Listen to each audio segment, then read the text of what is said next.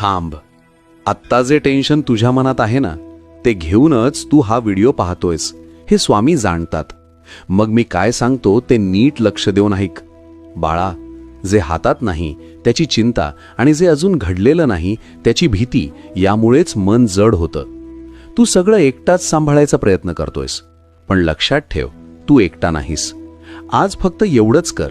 एक दीर्घ श्वास घे आणि मनात म्हण, स्वामी, आता हे तुमच्या चरणी.